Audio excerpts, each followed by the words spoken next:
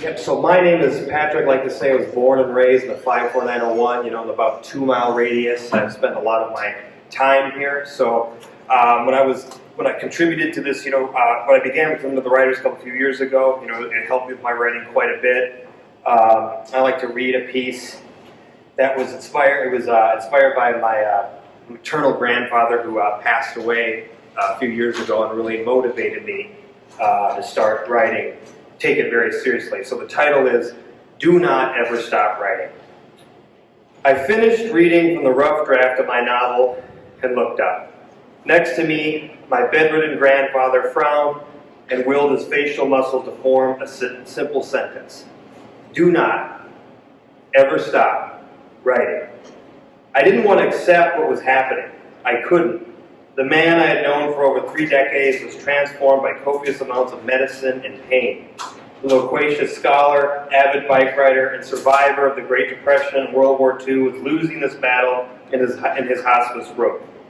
His energy was almost exhausted. He was forced to listen rather than speak.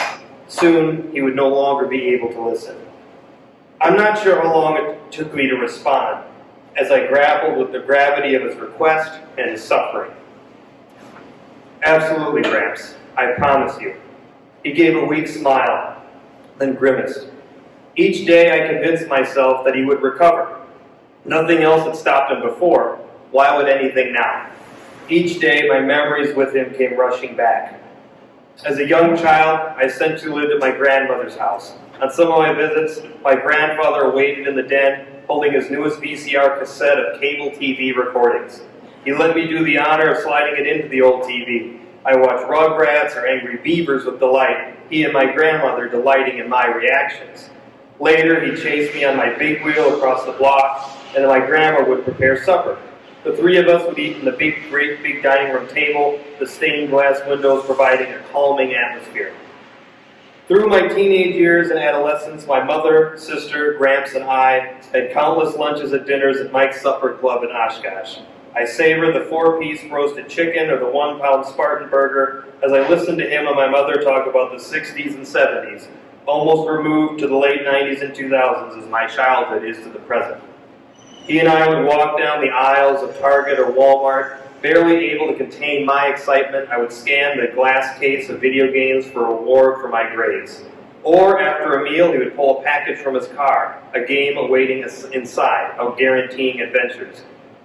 We had many birthday parties and celebrations at Shakey's, the delicious pizza filling stomachs and arcade games lighting up the walls with an array of colors. Every time my sister and I asked, he reached for his wallet buying more tokens. Together, all of us played the Teenage Mutant Ninja Turtles and Simpson games over and over and over. He and I would ride our bikes through Menominee Park during lazy summers and calm weekends. Even in his 80s, he rode 15-plus miles a day. We stopped and fed the geese as I greedily helped myself to his bag of sugary treats. Starting in high school, I would saunter over to his apartment, spending hours and hours talking about a variety of topics, ranging from the Green Bay Packers to Shakespeare to the Super Mario Brothers. We had intense political debates that I believe were of higher quality than what you find on TV or the internet. Then I perused his library for the next great read. But that was what used to be. A new reality had arrived. On my grandfather's final night, my mother didn't leave his sight, as dutiful of a daughter as one could ask for. She asked me and my sister to come as soon as we could.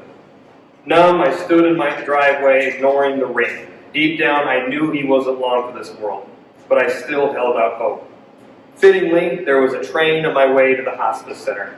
I worried and fretted that he'd be asleep, my way of explaining his condition when I arrived.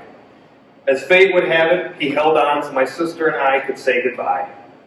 I'll never forget the bike rides, the Shakey's trips, the video games, everything. Somehow, I pushed down the sobs. I caressed his hand as I whispered. I felt I didn't do those magical memories justice. He disagreed. Giving one last peaceful smile, unable to communicate further, he passed away, my hand still caressing his.